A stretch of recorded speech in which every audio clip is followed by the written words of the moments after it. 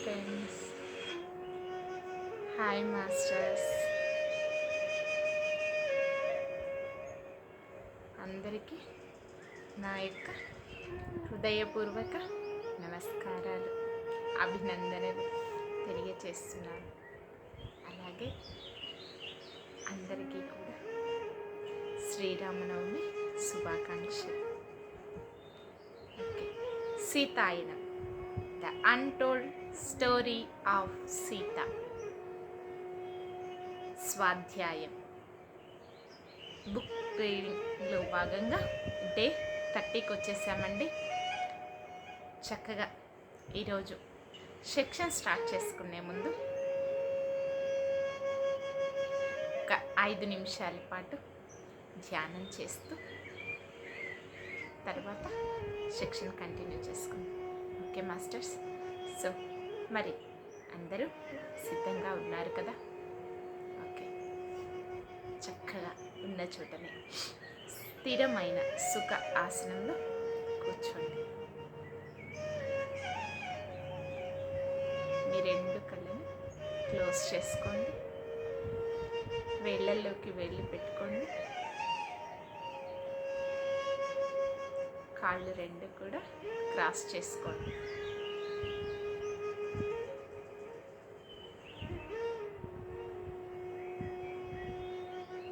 దీర్ఘ శ్వాసను తీసుకోండి.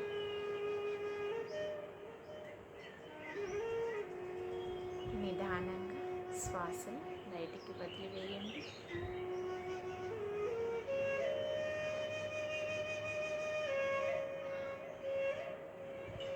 మరొకసారి దీర్ఘ శ్వాసను తీసుకోండి.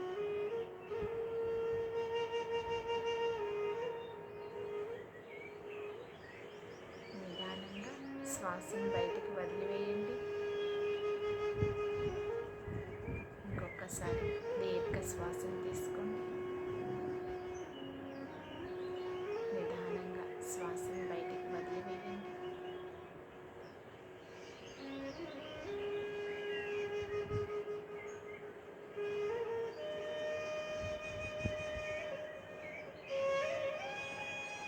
చక్కగా శరీరం అంతా ఎంతో తేలికైంది,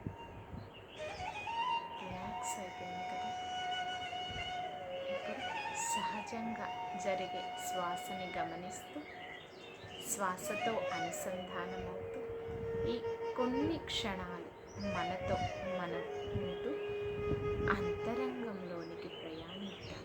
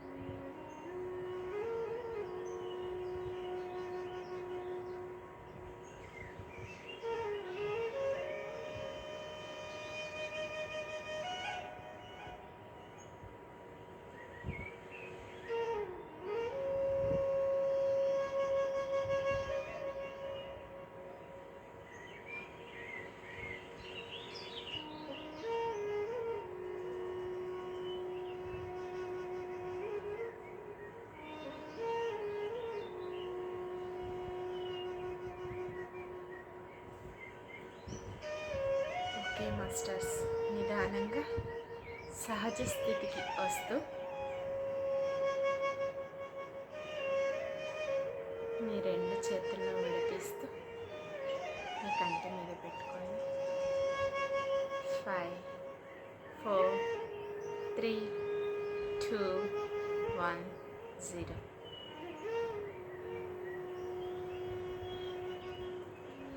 మీ రెండు చేతులను మీ కంటికి ఎదురుగా పెట్టుకొని నిదానంగా కళ్ళను ఓపెన్ చేయండి.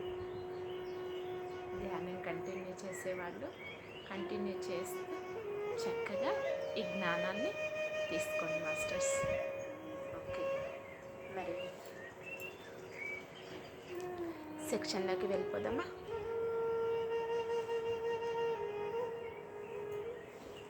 ఓకే,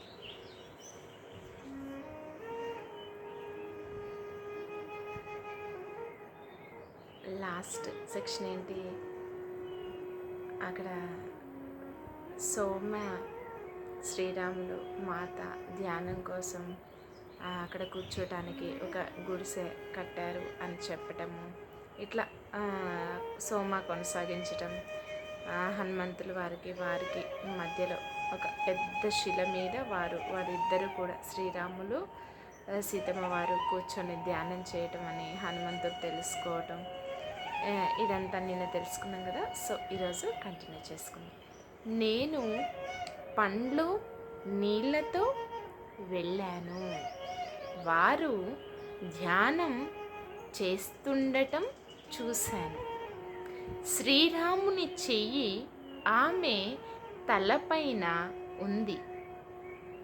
వారు ఎంతో సన్నిహితంగా కూర్చున్నారు. నేను బుట్ట కూజ కింద పెట్టేసరికి మాత కొద్దిగా కళ్ళు తెరిచి కృతజ్ఞతలు సోమా అంది ఎంతో కరుణతో. నువ్వు చేసిన ప్రతి దానికి కృతజ్ఞతలు సోమా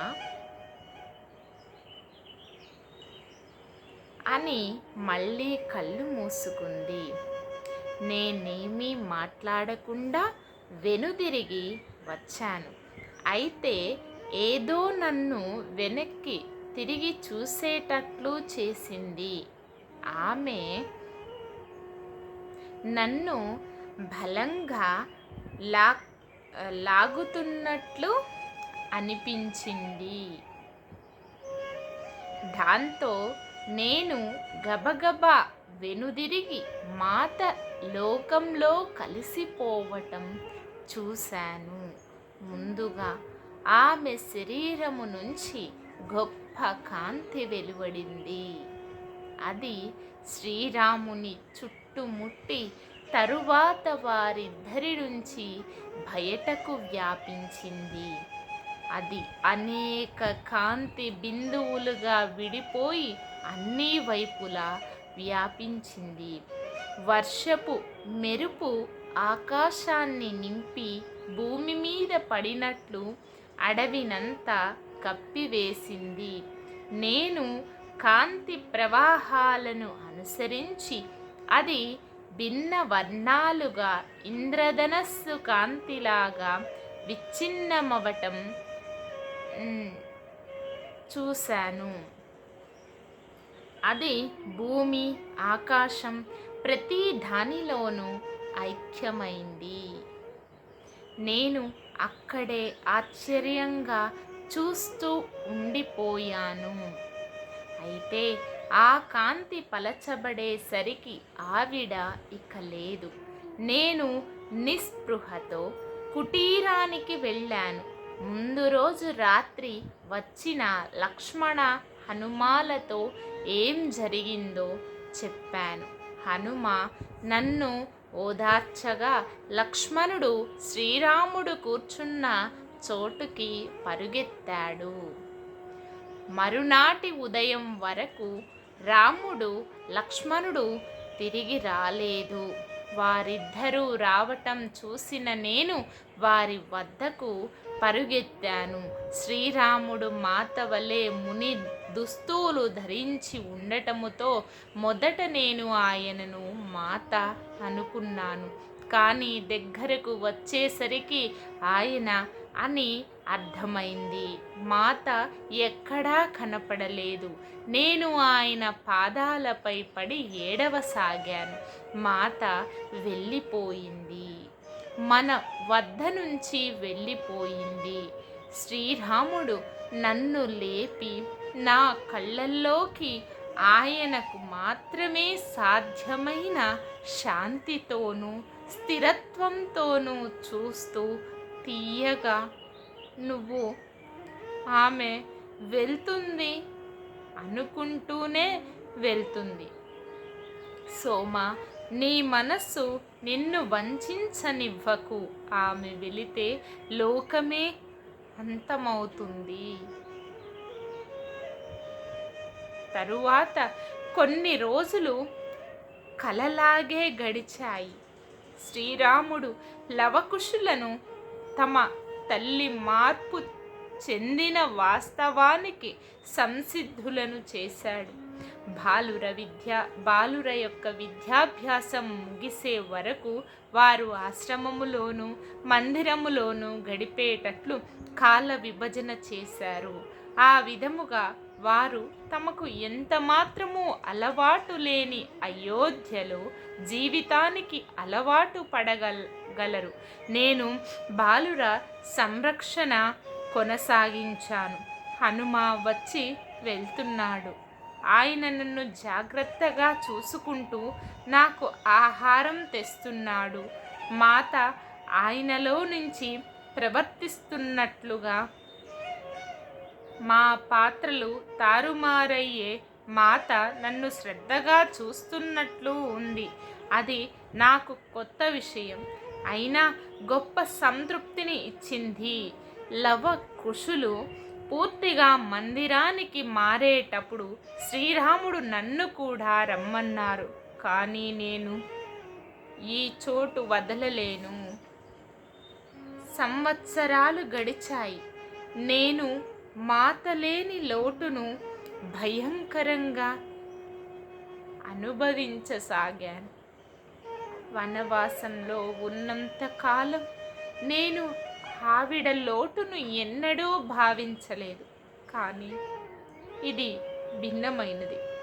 ఒకానొక రోజు ఆ విచారం తీవ్రమై నేను భూమాతపై పడి, మా అమ్మను ఎందుకు తీసుకువెళ్ళావు అని ఏడ్చాను. నేనెందుకు ఆమెతో వెళ్ళలేకపోయాను? అప్పుడే నాకు పాదాల చప్పుడు వినపడింది. 2 చేతులు నన్ను నేల మీద నుంచి లేపుతున్నాయి. నేను ఆయన మధురమైన శ్రద్ధతో నిండిన స్వరాన్ని విన్నాను. సోమా, ఎందుకు ఏడుస్తున్నావు? నేను శ్రీరాముని ప్రశాంతమైన నిశ్చలమైన కళ్ళలోకి చూశాను. ప్రభు, నా జీవితానికి ఉన్న ఒకే ఒక్క లక్ష్యం ఆమెను సేవించటం. ఇప్పుడు ఆమె వెళ్ళిపోయిందా? ఆయన ఆశ్చర్యపోయాడు. ఆ రోజు ఆమె నీతో చెప్పిన మాటలు మరిచిపోయావా? కానీ ప్రభు, నేను ఆమెను చూడలేకపోతున్నాను. ఆమె ఇక్కడ ఉన్నట్లుగా ఆమె సాన్నిధ్యాన్ని అనుభూతి చెందలేకపోతున్నాను. ఎందుకని? కొన్నిసార్లు మనం మానవులం. మన ఎదురుగా ఉన్న దానిని చూడలేము. సోమా, చూడు, ఆమె పాదాన్ని సూర్యకాంతి నుంచి చూడు. భూమి నుంచి పైకి వస్తున్న ఆమె సుందర రూపాన్ని చూడు సోమా, కళ్ళు తెరువు. ఆయన నా నుదుటి పైన సున్నితంగా తాకాడు. ఆమె నా వైపు నవ్వుతూ చూడటం నాకు కనపడింది. భూమి నుంచి పైకి లేచి గాలితో పాటుగా సూర్యకిరణాల నుంచి బయటకు వస్తూ కనపడింది. ఆమె అంతటా ఉంది. శ్రీరాముడు మాతో కొన్ని గంటల పాటు ఉండి భోజనం చేసి వెళ్ళారు. ఆయన అప్పుడు వెళ్ళిన ఆయన ఆశీస్సులు నాలో ఇప్పటి వరకు ఉన్నాయి. నేను ఎటు చూసినా మాత కనిపిస్తోంది. అందుకే నేను ఆమెతో పాటు ఇక్కడే కొనసాగుతున్నాను. మా కుటీరాలు రెండు ఆశ్రమానికి చెందినవి కాబట్టి నేను వారితో అడవిలో మాత ధ్యానం చేసే చోట చిన్న గుడిసె నిర్మింపచేసుకున్నాను. ఆ విధంగా నేను ఇక్కడే ఉంటున్నాను. శ్రీరాముడు ప్రతి సంవత్సరం మాత రూపాంతరపు వార్షికోత్సవం రోజున లవకుశులను ఇక్కడికి తీసుకువస్తారు. నేను వారి కుమార్తెలను, మాత యొక్క మనుమరాళ్లను ఆమెకు మాట ఇచ్చినట్లే ఎత్తుకున్నాను. అయితే శ్రీరాముడు ఈ ప్రపంచాన్ని వదిలి వెళ్ళిన తరువాత నేను లవకుశులను ఎక్కువగా చూడలేదు. సోమ నవ్వింది. శ్రీరాముడు తన శరీరం వదిలిన సమయం గురించి నేను హనుమా ద్వారా తెలుసుకున్నాను. అది ఎలాగంటే, ఒకానొక రోజు నేను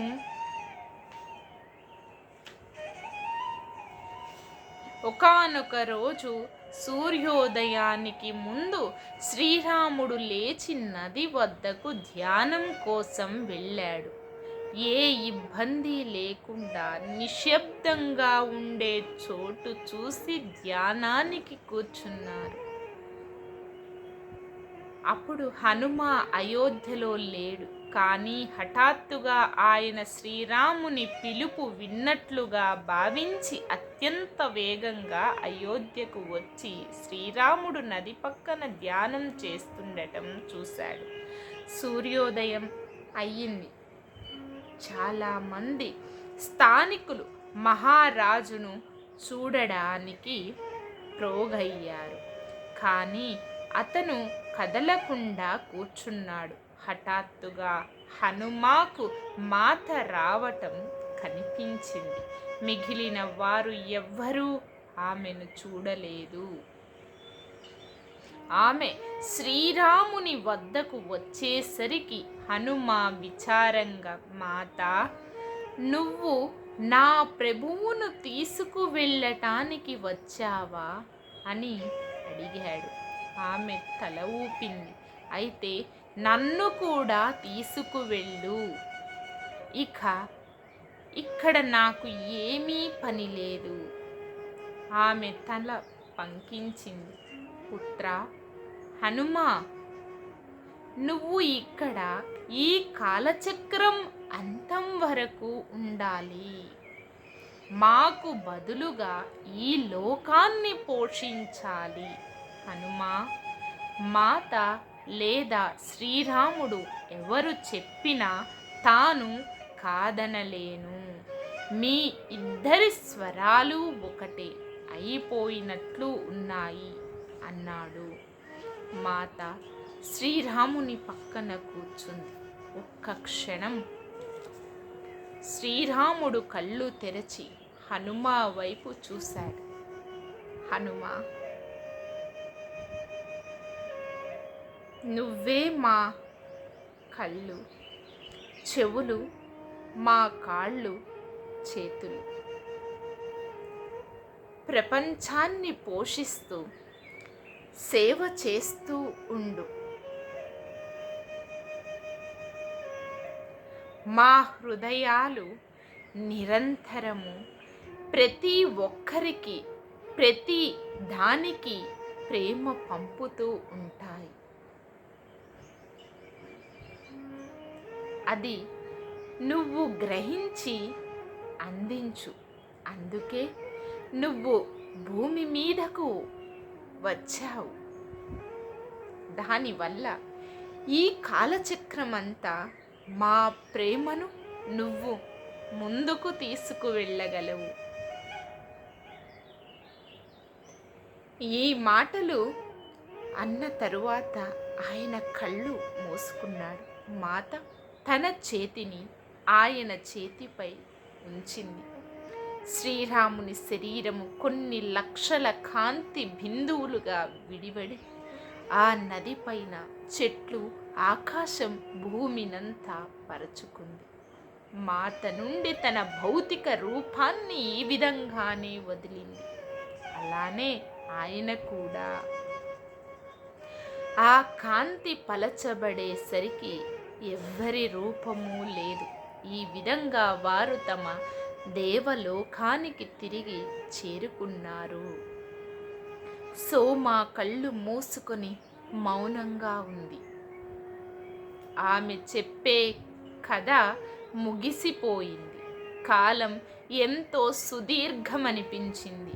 ఆ చీకటి గదిలో పూర్తి నిశ్శబ్దం అలముకుంది. సాయంత్రం మాకు తెలియకుండానే రాత్రిగా మారింది. హఠాత్తుగా కొన్ని దీపాలు వెలిగాయి. నేను కళ్ళు తెరిచి చుట్టూ చూడగా ఆ గది అంతా కూర్చొని నిలబడి ఉన్న ఋషులతో నిండిపోయింది. వారందరూ సోమ సీతారాముల కథను చెబుతుండటముతో వినటానికి వచ్చారు.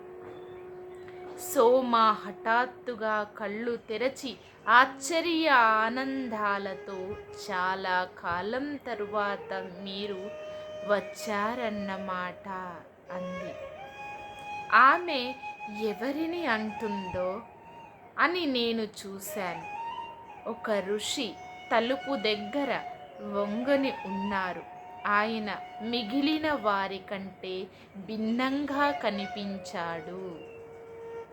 అయితే సరిగ్గా చూడటానికి సరిపడనంత వెలుతురు లేదు. ఆయన ఆమెకు బాగా తెలిసినట్లు అనిపించారు. మన్నించు సోమ, నేను చాలా దూరం వెళ్ళాను. శ్రీరాముడు, సీతామాతల పేర్లు విని వచ్చాను.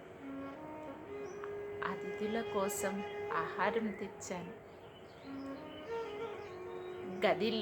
గదిలోని మిగిలిన వారు ఆయన సోమ దగ్గరకు వెళ్ళటానికి దారి ఇచ్చి ఆయన వెళ్తుండగా గొప్ప గౌరవంతో ఒక్కొక్కరు ఆయన పాదాలు తాకారు. ఆయన సోమ పక్కన ఒక బుట్ట ఉంచారు. ఆమె లేవబోగా, లేవొద్దు, నేను నీకు ఇవ్వటానికి వస్తాను.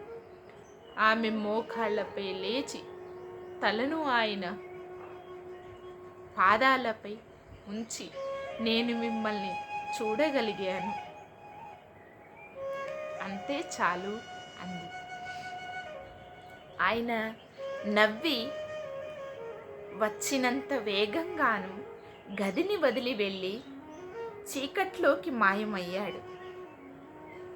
ఇప్పుడు సోమ నుంచి గొప్ప ఆనందం వెల్లివిరిసింది. ఆ ఋషి ఎవరైనప్పటికీ ఆయన ప్రభావం సోమ మీద చాలా ఉంది.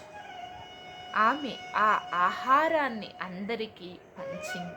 తరువాత మునులందరూ ఒకరి తరువాత ఒకరు సెలవు తీసుకొని వెళ్ళారు. నేను మా అమ్మ మాత్రమే మిగిలాము. ఆమె కథలు మాతో పంచుకున్నందుకు, ఆమె ఆతిథ్యానికి కృతజ్ఞతలు తెలిపి మా అమ్మ మహారాణి సీత, శ్రీరాముల గురించి మీ కథలు విన్న తరువాత మేము ఇంతకు ముందులాగా లేము. నేను వారిని వ్యక్తిగతంగా తెలిసినట్లు, వారు నాకు సన్నిహితులో, బంధువులో, మిత్రులో అయినట్లు భావిస్తున్నాను అని కన్నీళ్లతో చెప్పింది. వారందరికీ బంధువులే, మిత్రులే. వారు మనలో ప్రతి ఒక్కరి పట్ల తమ పిల్లలమే అయినంత శ్రద్ధ చూపిస్తారు. ఎందుకంటే మనం నిజంగానే వారి పిల్లలం. నేను మాత శ్రీరాముల గురించి వారు భౌతిక లోకాన్ని వదిలి వెళ్ళిన తరువాత ఎక్కువగా తెలుసుకోగలిగాను. వెళ్ళటం అనేది సరి అయినది కాదు, ఆ పదం సరి అయిన పదం కాదు. వారు ఎన్నడూ వెళ్ళరు. కానీ మన భాష చాలా పరిమితం. మాత ఒకసారి విషయాలు మనం సంభాషిస్తున్న విధముగా ఎన్నడూ వినియోగించబడవు. చిత్రాల ద్వారా, ఆలోచనల ద్వారా అవి తెలియబడేవి. ఇప్పుడు మనం భాషకు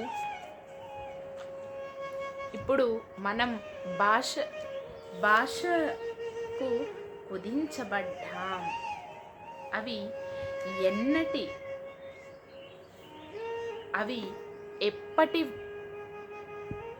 ఎప్పటి వలనే ఇప్పుడు కూడా అంతే. మాత నా ముందు భౌతిక రూపంలో ఉన్నప్పుడు అది నేను చూశాను. అది నాకు తెలిసింది. అది మా ఇద్దరి మధ్య ఉన్నది. ఇప్పుడు నేను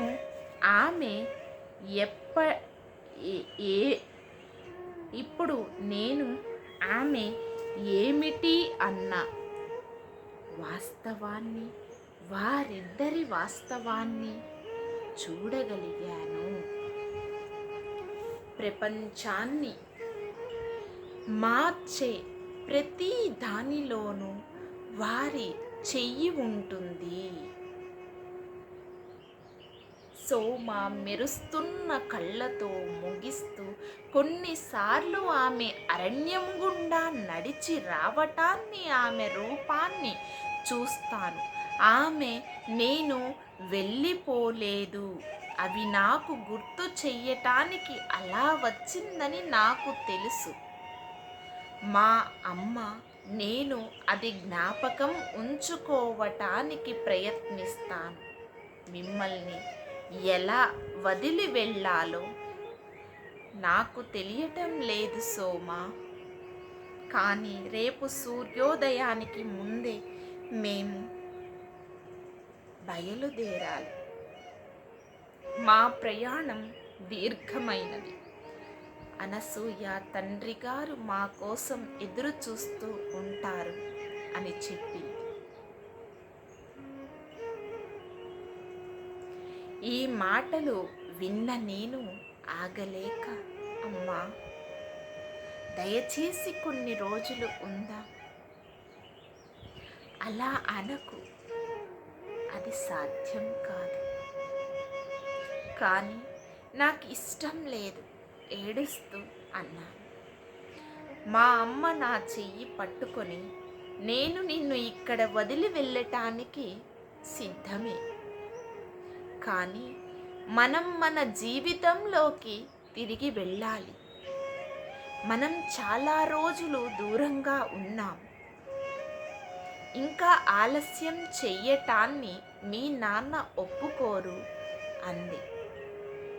నేను బిగ్గరగా ఏడవటం మొదలుపెట్టాను. సోమ, మా అమ్మ వైపు తిరిగి, మీ కుమార్తెను ఈ రాత్రికి నాతో ఉండనివ్వు. రేపు ఉదయం మీరు వచ్చేసరికి ఆమె మాతో రావటానికి సిద్ధంగా ఉంటుంది, మీతో రావటానికి సిద్ధముగా ఉంటుంది. ఆశ్రమము నుంచి ఒక విద్యార్థి మా అమ్మను కుటీరం వద్దకు తీసుకువెళ్ళటానికి వచ్చారు. దాంతో నన్ను సోమ వద్ద వదిలి ఆమె వెళ్ళింది. మా అమ్మ వెళ్ళిన వెంటనే సోమ నాకు వెచ్చని పానీయం చెయ్యటానికి లేచింది. ఇది నేను మాత రాత్రి నిద్రపోయే ముందు ఆమెకు చేసే పానీయం. ఇది నీకు ఉపయోగపడుతుంది బిడ్డ.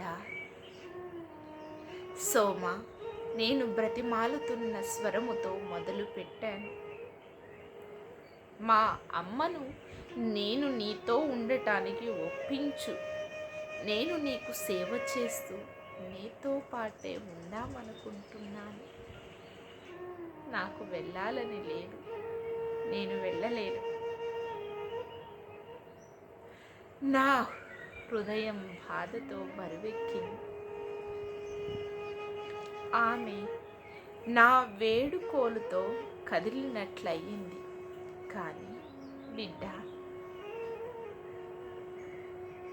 నువ్వు వెళ్ళాలి అంది మృదువుగా. నేను జీవితపు చివరి దశలో ఉన్నాను. నువ్వు మొదట్లో ఉన్నావు. గతాన్ని వదిలి భవిష్యత్తుపై దృష్టి సారించు. నా ముఖాన్ని చేతులతో కప్పుకొని ఏడ్చాను. కానీ నేను భవిష్యత్తుని చూడలేను. గతం తెలియదు. నాకు తెలిసిందల్లా నీతో ఉన్నప్పుడు నాలో ప్రశాంతత ఏర్పడుతుందని మాత్రమే. నా చేతులను నా చేతులను తన చేతులలోకి తీసుకుంటూ నా కళ్ళల్లోకి చూస్తూ ఆమె, అది మాత యొక్క ప్రశాంతత, మాత సన్నిధి. నువ్వు మళ్ళీ ఆమెను అనుభూతి చెందేటట్లు చేస్తాను నేను. నువ్వు అందుకోసమే ఇక్కడకు వచ్చావు. ఆ అనుభూతిని నిలిపి ఉంచుకో. ఆమె నీ జీవితాన్ని నడిపిస్తుంది. నా కన్నీళ్లు ఆగిపోయాయి.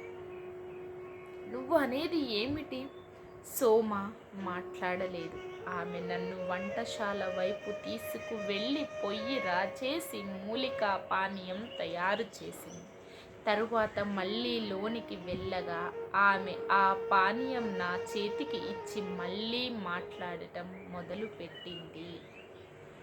దీనిని త్రాగు, నిద్ర పడుతోంది. నేను చెప్పేది జాగ్రత్తగా విను. నేను చెప్పేది నీకు అర్థం కాకపోయినా నీ లోపల అది సత్యమేనని తెలుస్తోంది.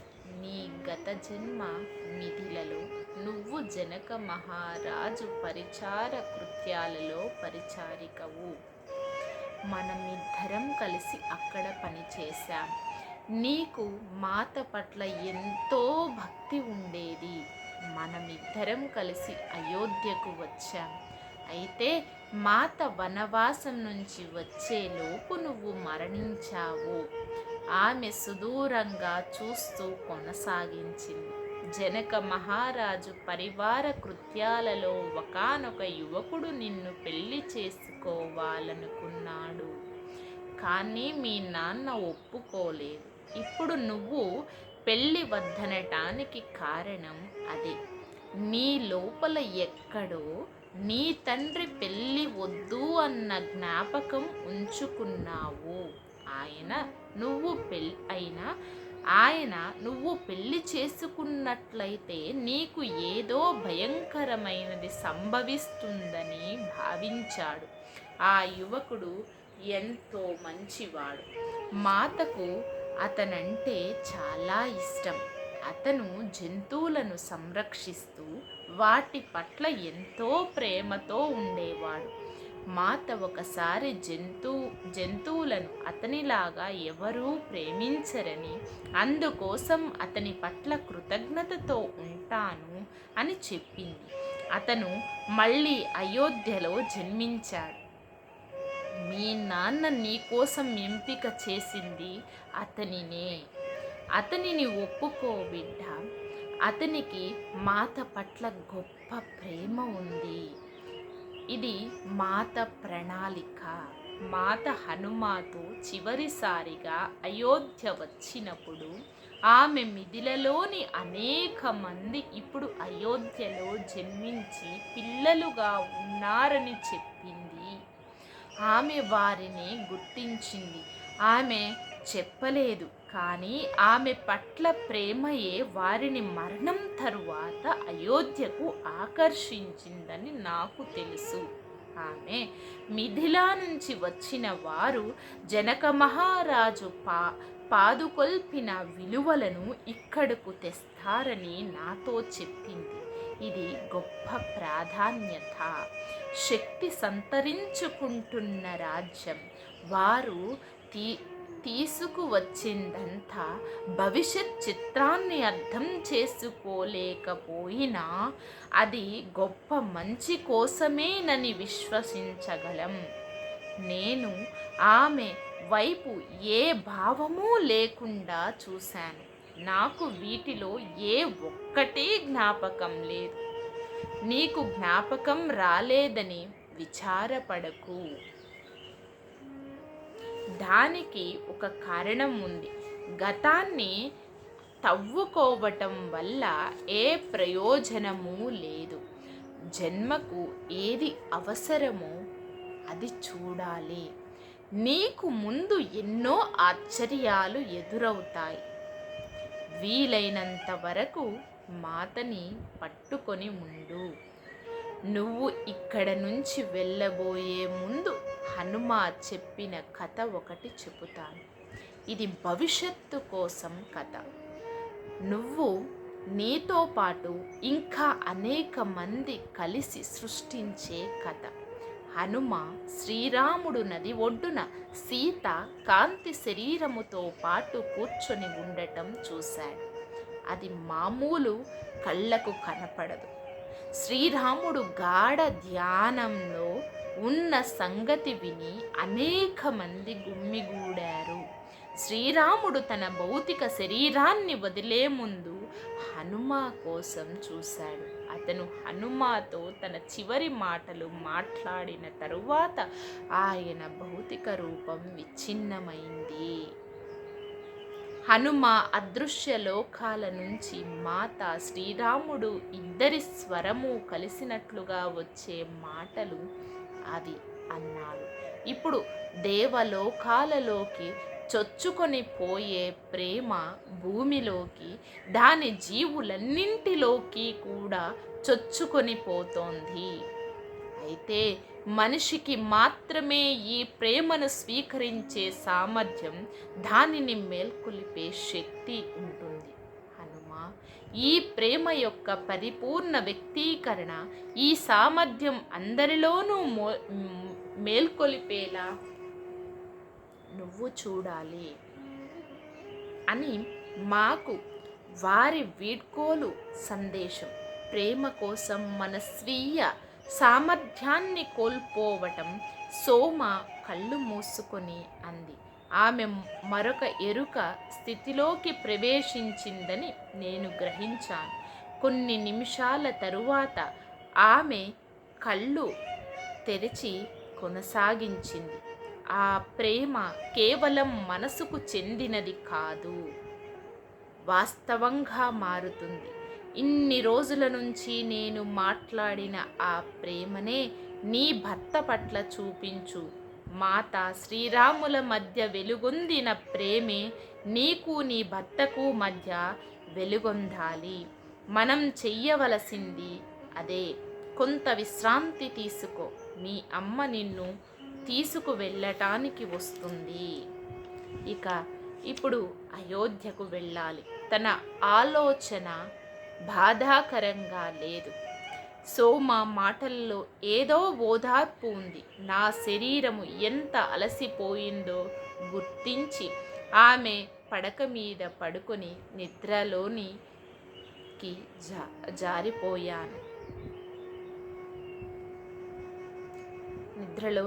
జారిపోయాను. అది రాత్రికి పగలుకి మధ్య సమయం. చీకటి ప్రదేశం. కాంతి లోపల నుంచి ఉత్పన్నమైంది. బాహ్య అంతర్లోకాల మధ్యలో, వాటన్నింటి మధ్య ఎక్కడో అక్కడ సూర్యకాంతి కంటే భిన్నముగా ఉన్న ఒక గొప్ప కాంతిని చూశాను. నా మనస్సులో మాత శ్రీరాముడు శరీరాలు వదిలేటప్పుడు వచ్చిన కాంతి అని సోమ చెప్పింది. ఇదే నన్న ఆలోచన మొదలైంది. కానీ అది విచ్ఛిన్నమవటానికి బదులు రూపుదాల్చటం కనిపించింది. ఆ కాంతి శ్రీరాముని శరీరంలా రూపొందింది.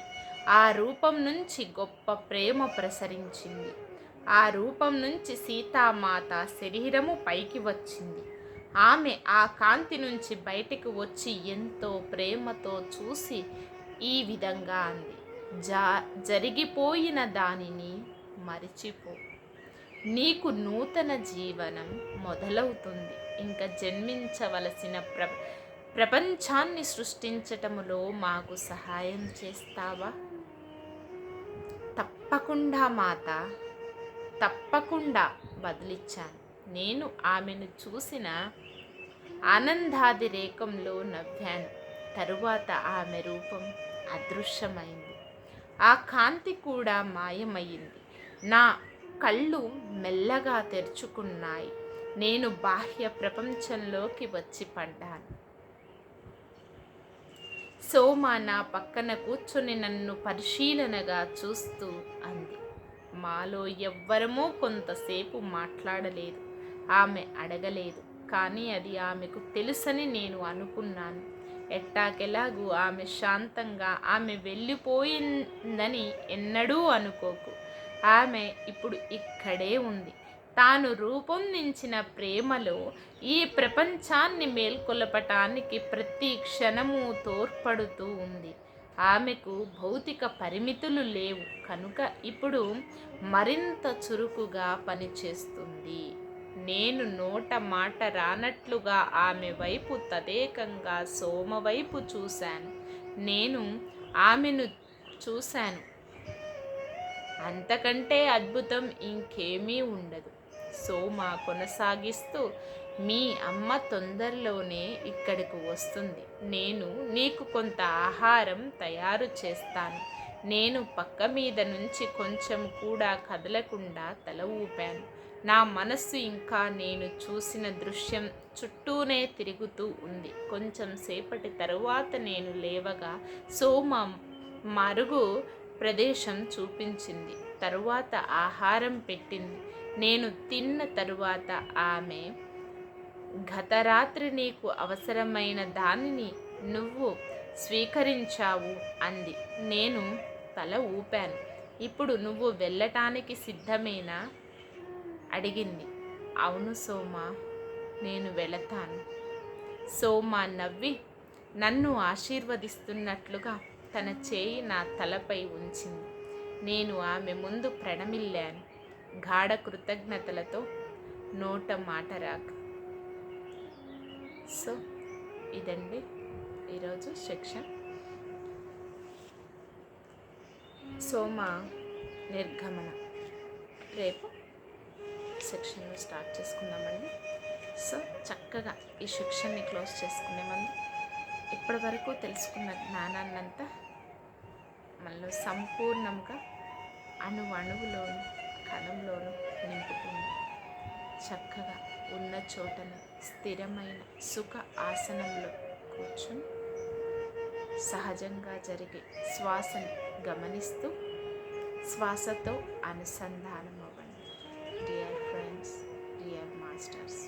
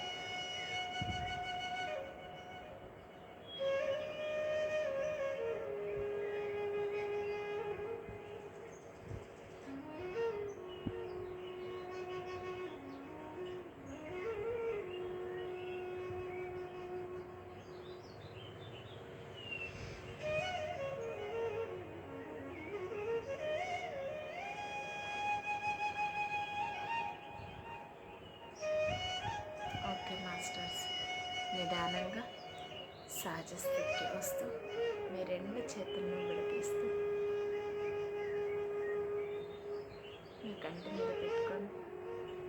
5, 4, 3, 2, 1,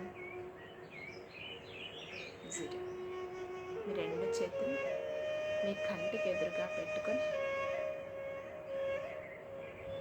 నిదానంగా మీ కళ్ళను ఓపెన్ మాస్టర్స్ చాలా చక్కగా అద్భుతమైన జ్ఞానం, అద్భుతమైన శక్తి తరంగాలతో శిక్షణ కొనసాగుతూ ఉంది. ఈ జ్ఞానాన్ని రోజు ఒక 1 అవర్ స్వాధ్యాయంలో భాగంగా మనకు మనం కేటాయించుకొని చక్కగా సెక్షన్ అంతా కంప్లీట్గా విని ఈ జ్ఞానాన్ని తెలుసుకుందాం. దానిలో ఉండే శక్తి తరంగాల్ని మనం అనుభూతి చెందుదాం. My dear masters and my dear friends, so Sita అయిన ఈ జ్ఞానము, ఈ యొక్క శక్తి తరంగాలు అందరికీ శ్రీరామనవమి సందర్భంగా అందాలని మనస్ఫూర్తిగా కోరుకుంటూ సెక్షన్ని క్లోజ్ చేసుకుంటాం. అలాగే మనకి తెలిసిన వాళ్ళకి ఈ జ్ఞానాన్ని షేర్ చేద్దాం, లైక్ చేద్దాం. మన అనుభవాలను, అనుభూతిని చక్కగా పంచుకుందాం అందరితో. Thank you, thank you, thank you.